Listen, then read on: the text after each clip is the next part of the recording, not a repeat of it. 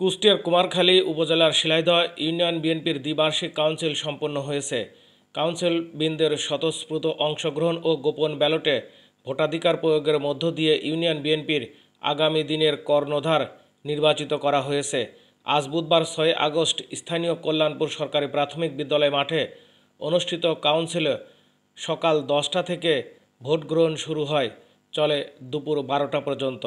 ইউনিয়নের 9টি ওয়ার্ডের মোট 459 জন ভোটারের মধ্যে 341 জন ভোটার তাদের ভোটাধিকার প্রয়োগ করেন। সভাপতি পদে মোহাম্মদ আফজাল হোসেন বিশ্বাস ছাতা মার্কা প্রতীকে 307 ভোট পেয়ে সভাপতি নির্বাচিত হয়েছেন। তার নিকটতম প্রতিদ্বন্দ্বী আবুল হোসেন তরুণ ফুটবল প্রতীকে পেয়েছেন 8 ভোট। সাধারণ সম্পাদক পদে মোহাম্মদ আলী নেওয়াজ তালা মার্কা প্রতীকে 209 ভোট পেয়েছেন। তার নিকটতম প্রতিদ্বন্দ্বী মোহাম্মদ সদর উদ্দিন মই প্রতীকে পেয়েছেন 123 ভোট।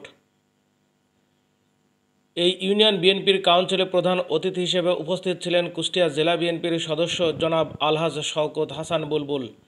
উদ্বোধক হিসেবে উপস্থিত ছিলেন কুষ্টিয়া জেলা বিএনপির সদস্য জনাব মহিউদ্দিন চৌধুরী মিলন।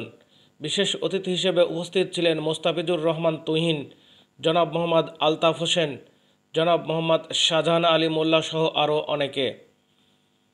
এই কাউন্সিলে সভাপতিত্ব করেন কুমারখালী উপজেলা বিএনপির আহ্বায়ক আলহাজ নুরুল ইসলাম আনসার প্রামাণিক।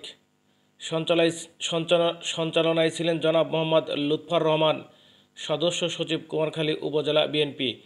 আয়োজনে বাংলাদেশ জাতীয়তাবাদী দল বিএনপির শিলাইদহ ইউনিয়ন শাখা। আপনাদের সবাইকে ধন্যবাদ। আমার প্রাণপ্রিয় সংগঠন বিএনপির পক্ষ থেকে আপনাদের কাছে চিরকৃতজ্ঞ।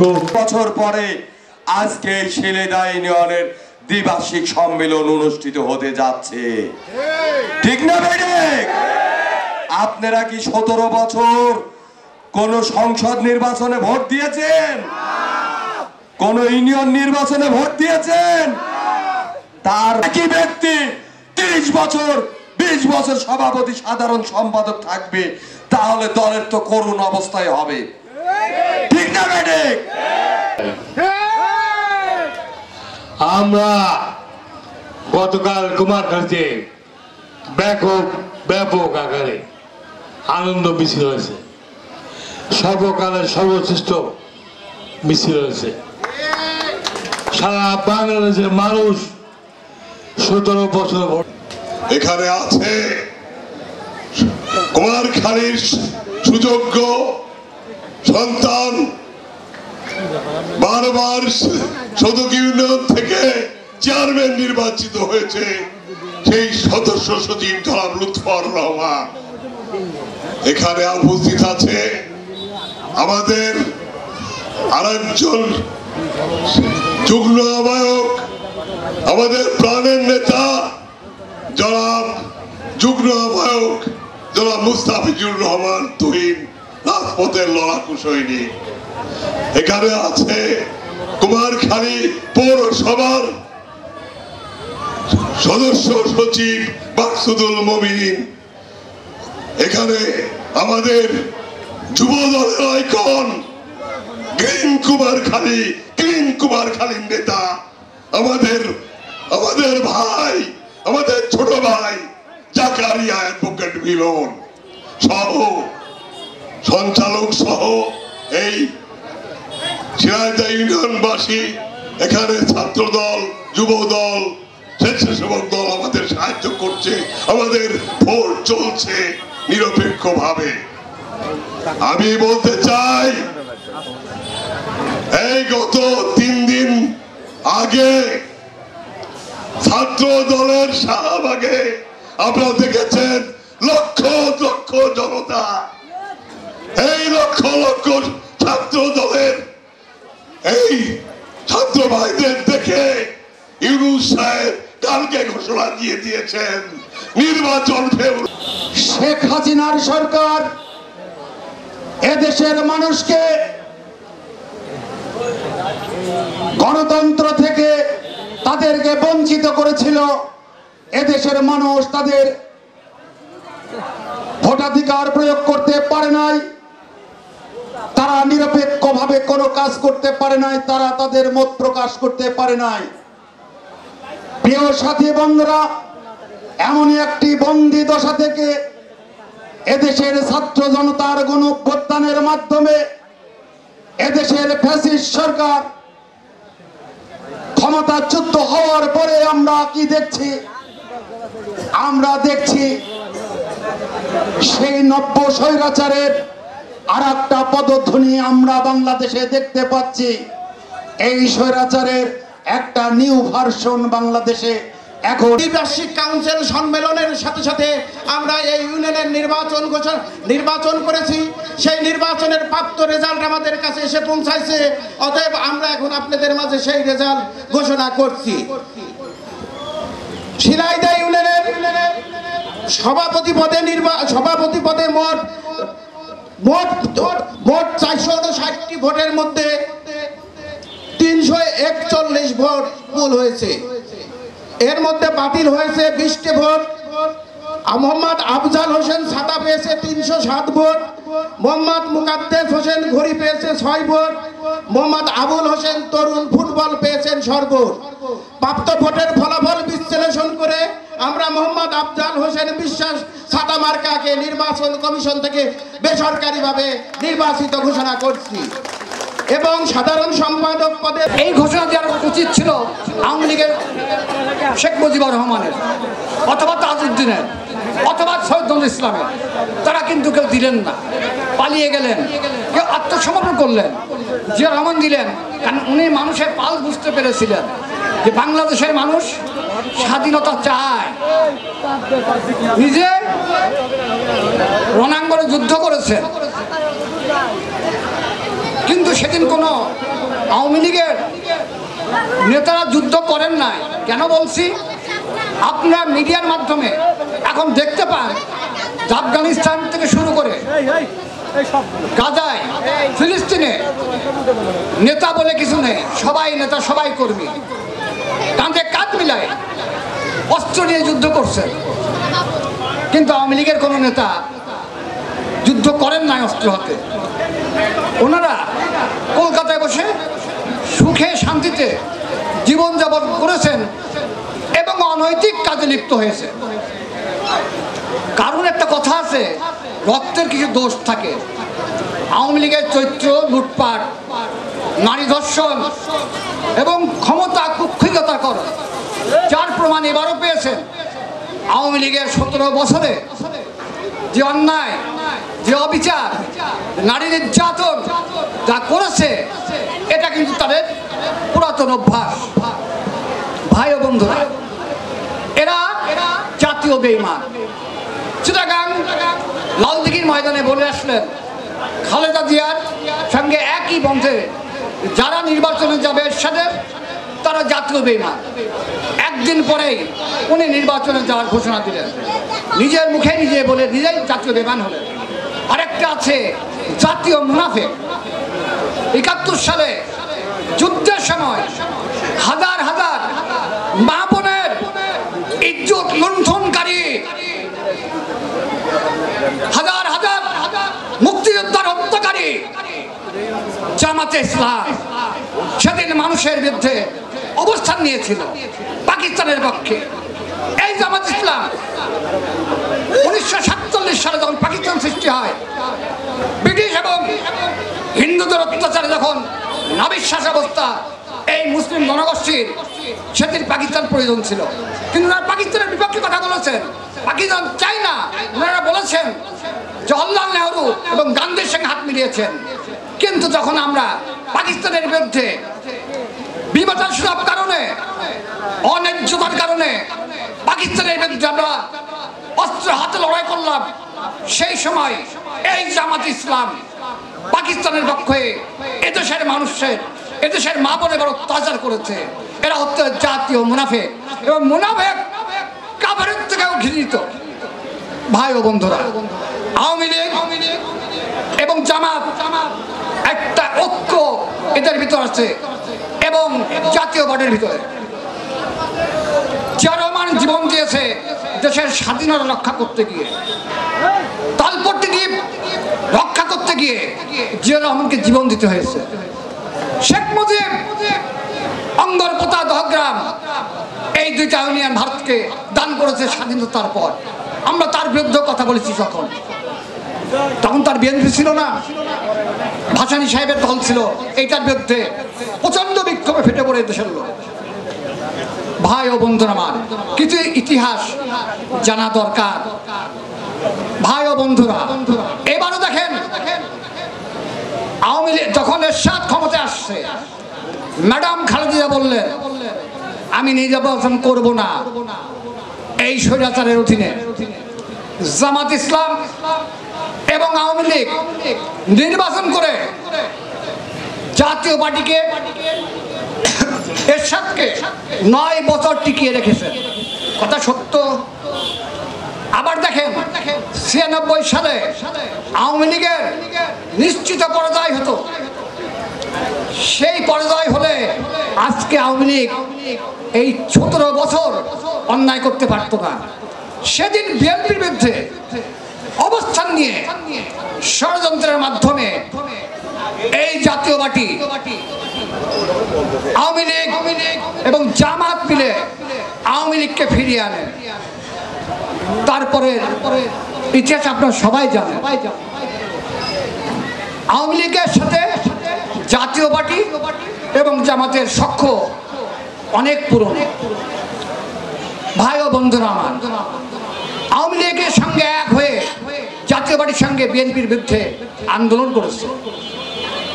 এই জন্যই জামাত আওয়ামী লীগের অঘোষিত একটা ঐক্য আছে। এখন দেখছেন জামাত বিএনপির বিরুদ্ধে কথা বলছে, আওয়ামী লীগও বলছে, এনসিপি বাচ্চা ছেলেপেলেরা কি বলে ওরা জানে না।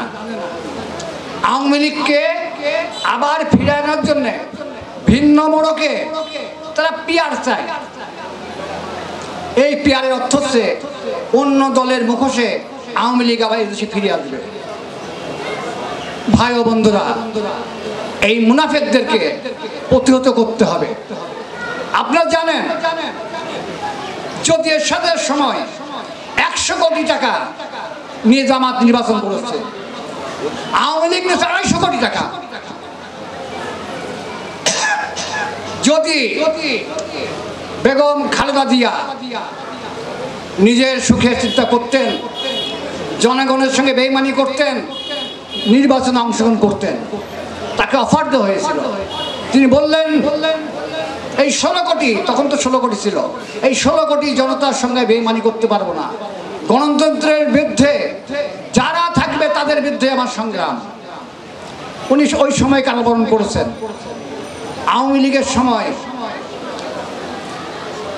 খালেদা জিয়াকে বারবার প্রস্তাব দেওয়া হয়েছে, আপনি নির্বাচনে আসুন, কত হাজার কোটি টাকা লাগবে। বিশ্বাস করুন ভাই, নিজের সুখের চিন্তা করলে আওয়ামী লীগের নির্বাচনে অংশগ্রহণ করে হাজার হাজার কোটি টাকার মানুষ হতে পারতেন। কিন্তু উনি 18 কোটি জনতার সঙ্গে বেইমানি করেন নাই। যতদিন গণতন্ত্র উদ্ধার না হবে, এই ফ্যাসিস্টকে আমরা ক্ষমতা থেকে না নামাতে পারবো, ততদিন পুলিশের ভিতরে এজেন্ট, বিজেপির ভিতরে ভারতীয় এজেন্ট, সাংবাদিক, বুদ্ধিজীবী, সমস্ত জায়গায় ভারতীয় এজেন্ট। শুধুমাত্র নামে মাত্র আমাদের পতাকা, নামে মাত্র সার্বভৌমত্ব। বাংলাদেশের 1 ফোঁটা পানিতে কাছে ভারত, আমরা মোরের নদীর পানি তাদেরকে দিয়ে দিলাম। একটি জায়গা আছে ফেনীর কাছে, যেটা দখল হলে চিটাগাং থেকে আমরা বিচ্ছিন্ন হয়ে যাব, সেই জায়গাটা তাদের কাছে ইজারা দিয়েছে। এদেশের স্বাধীনতা সার্বভৌমত্ব ধ্বংসের পথে ছিল। আল্লাহর বিশেষ রহমত, শত শত আউলিয়া দরবেশের মাধ্যমে এদেশে ইসলাম প্রতিষ্ঠা হয়েছে। তাই আল্লাহর বিশেষ রহমতে এই 5 আগস্ট, এই সেই 5 আগস্টে জালিমদের পতন হয়েছে। 1975 সালের মে মাসে সিকিম দখল করার পর ভারতের পরবর্তী টার্গেট ছিল বাংলাদেশ। বাংলাদেশের সঙ্গে 25 বছর মেয়াদী চুক্তি ছিল, যে চুক্তি ছিল সিকিমের সাথে একই ছিলাই বাংলাদেশকেও দখল করার পরিকল্পনা ছিল এবং তার সহযোগী ছিল আওয়ামী লীগ এবং শেখ মুজিব। তারা ক্ষমতা ধরে রাখতে চায়, স্বাধীনতা সার্বভৌমত্বের চিন্তা তাদের নাই। যদি সেই দিন আল্লাহর ফেরেশতা স্বরূপ 15 আগস্ট শেখ মুজিব যদি নিহত না হতো, বাংলাদেশের স্বাধীনতা থাকতো না। ভাই ও বন্ধুরা আমার, এখনো প্রতিনিয়ত আপনার টিভিতে দেখতে পান ভারত কিভাবে আমাদের দেশে অশান্তি সৃষ্টি করতে চায়। তাই আমি বলতে চাই, বাংলাদেশের স্বাধীনতা রক্ষা করতে হলে পারে বিএনপির নেতৃত্বে প্রতিটা পাড়ায় মহল্লায় ভারতীয় আগ্রাসনের বিরুদ্ধে সংগ্রাম পরিষদ গঠন করে রয়ের এজেন্টদের আপনারা গ্রেফতার করুন, ধরে ধুমাই দিন। ভাই ও বন্ধুরা, আপনারা জানেন এদেশের স্বাধীনতা যদি চলে যায়, দেখতে পাচ্ছেন গাজার অবস্থা, হাজার হাজার নিরপরাধ নিরন্ন ভুকা লাগা ফিলিস্তিনি ভাইরা আমার যাচ্ছে ত্রাণ নিতে, খেলার ছলে হাঁটতে হাঁটতে গুলি করছে আমার সেই ভাই বোনদের। বিশ্বাস করুন ভাই, দেখার পরে ঘুমাতে পারি না। আমি একটি বেলা আমি খাবার বন্ধ করে দিয়েছি, আমি সকালে নাস্তা করি না। আমার গাজার শিশুরা যতদিন খেতে না পাবে, আমি সকালবেলা নাস্তা করবো না, করবো না, করবো না। হে আল্লাহ, তুমি আমাদের প্রার্থনা কবুল করো। হাজার হাজার আমার বৃদ্ধ বনিতা রক্তে রঞ্জিত গাজা তুমি উদ্ধার করো, তুমি রক্ষা করো এই বাংলাকে ভারতীয় আগ্রাসনের বিরুদ্ধে। আমাদের উত্তর ছড়িয়ে গেল জীবন না দেয় অকাতরে। ভাই ও বন্ধু, আকাশে ভারতীয় জঙ্গি বিমানের গর্জন, সীমান্ত এলাকায় ট্যাঙ্কার, স্থল বাহিনীর মহড়া, বাংলার শ্যামল প্রান্তরাজ হাজার লাখ শহীদের রক্তে রঞ্জিত এই মুহূর্তে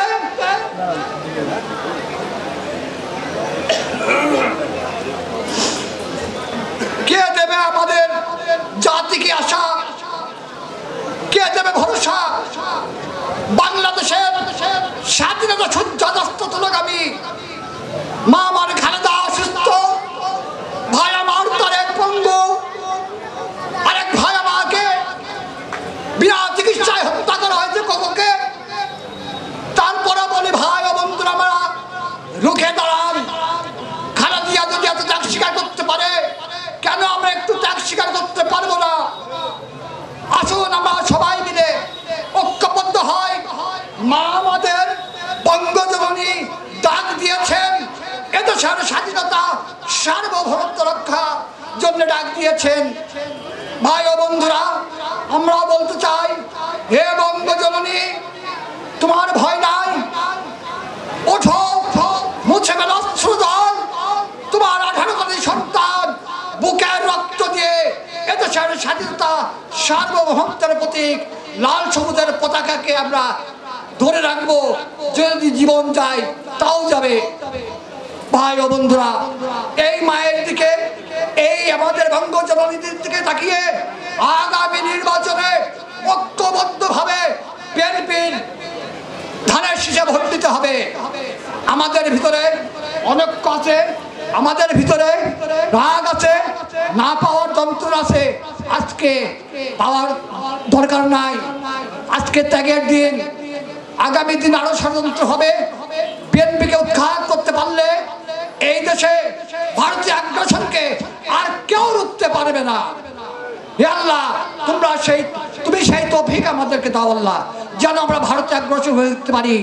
আমি যত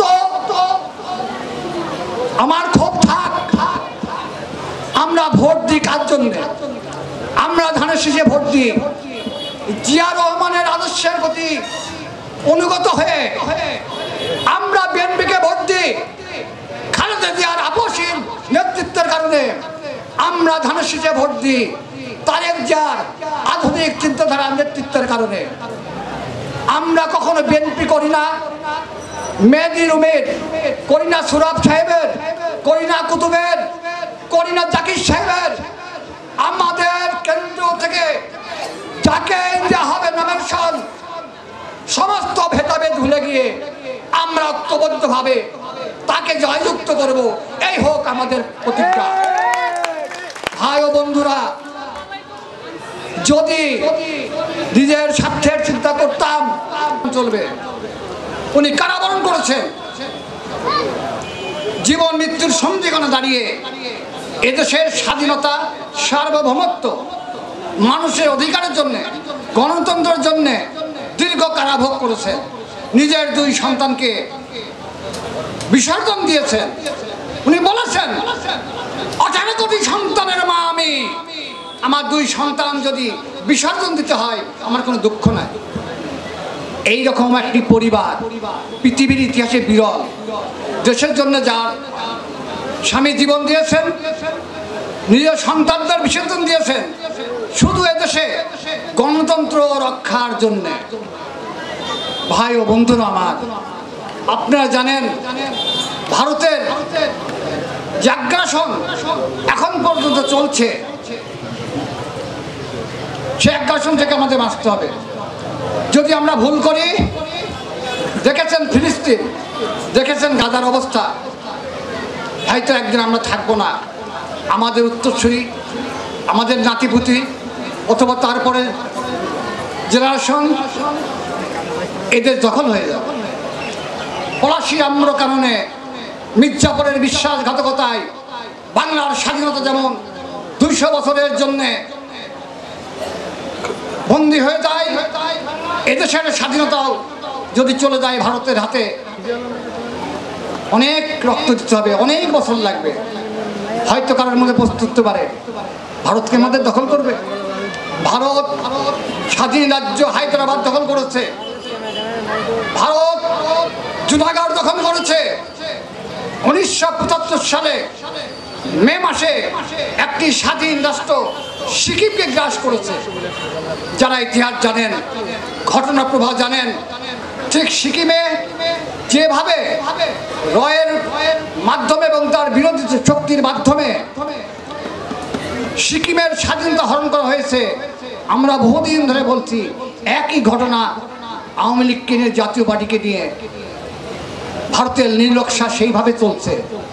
অনেকেই হয়তো আপনারা বিশ্বাস করেন না। এবার দেখেছেন বাংলাদেশ সেনাবাহিনীর ভিতরে রয়ের হাজার হাজার এজেন্ট এই শিলাইদহ সম্মেলনে থাকার, কিন্তু কুষ্টিয়া জেলা বিএনপি থেকে চাপড়া এবং অন্যান্য জায়গায় যাওয়ার পরে আমার কেন যেন মনে একটা বাসনা ছিল এই শিলাইদহ সম্মেলনে আমি থাকবো। হঠাৎ করে কালকে রাত্রে একজন অসুস্থতার কারণে বা অন্য কারণে জেলা বিএনপির আহ্বায়ক আমাকে বলছে, বুলবুল শিলাইদহ যাইতে হবে। আমি হাসিতে বললাম অবশ্যই যাব, কেন কখন এই যে মনের আশাটা আমাকে পূরণ করেছে এই ঐতিহাসিক শিলাইদহ আসার। ভাই ও বন্ধুরা, জ্ঞানের আদান প্রদান, বয়স্ক এবং যুবক একে অপরের কাছে জ্ঞান নেয়ার বিষয়, যে কোনো বয়স্ক লোক বলতে পারে না যে আমি জ্ঞানী, এবং যারা যুবক তারা বলতে পারে না আমরা সব বুঝি। এটা দেওয়া নেওয়ার বিষয়। কিছু জিনিস আমাদের জেনে রাখা উচিত, তা না হলে আমরা আপনার ভুল করব। যে আমরা 1971 সাল সম্বন্ধে না জানি, কেন আমি বিএনপি করি, কেন বিএনপির দরকার, এটা জানতে হবে। বাংলাদেশে 1971 সালে পাকিস্তানি হানাদার বাহিনী যখন নির্মম অত্যাচার শুরু হয়, আওয়ামী লীগের সমস্ত নেতা তারা পালিয়ে যায়। কুষ্টিয়াতে তৎকালীন আওয়ামী লীগের নেতা ব্যারিস্টার আমিরুল ইসলাম এবং আপনাদের কুমারখালীর কিবরিয়া সাহেব, আহসানুল্লাহ, এমনিভাবে বাংলাদেশের যে সমস্ত এমপি এমএলএ ছিল তারা কেউ কিন্তু মারা যায়নি। কেন মারা যায়নি?